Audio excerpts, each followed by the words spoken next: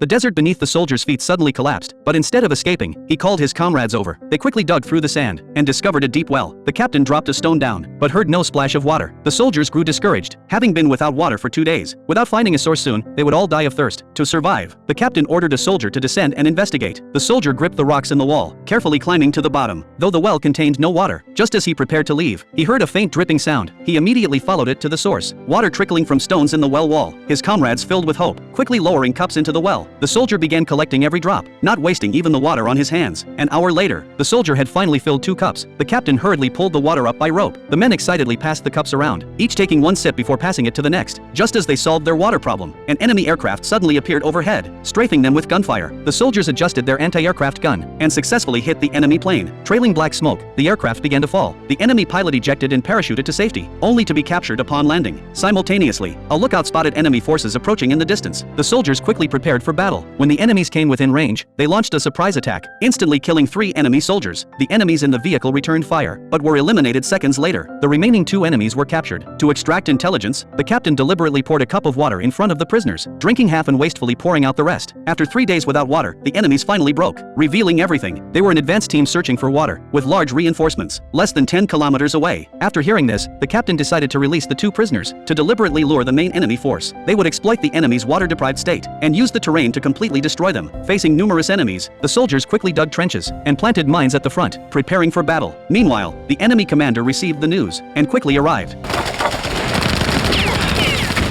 Using their superior firepower, the soldiers successfully repelled the first attack, but the enemies were desperately thirsty now. The enemy commander raised a white flag to negotiate. The soldier falsely claimed the weather was too hot, and his captain was bathing. Part of the captain's strategy, to convince the enemies they had water. The enemy commander offered food in exchange for water, but the soldier refused, stating only surrender would earn them water. Ultimately, the negotiations failed. Suddenly, the enemy commander ordered an ambush, killing the negotiating soldier. His comrades immediately returned fire, successfully hitting the enemy commander. Without leadership, the enemies launched a second charge. But upon closer inspection, the captain realized the enemies were charging with raised hands in surrender. They desperately rushed toward the well. At that moment, water suddenly gushed from the dry well. During the battle, artillery shells had accidentally blasted open an underground river, and so they successfully captured numerous enemy soldiers.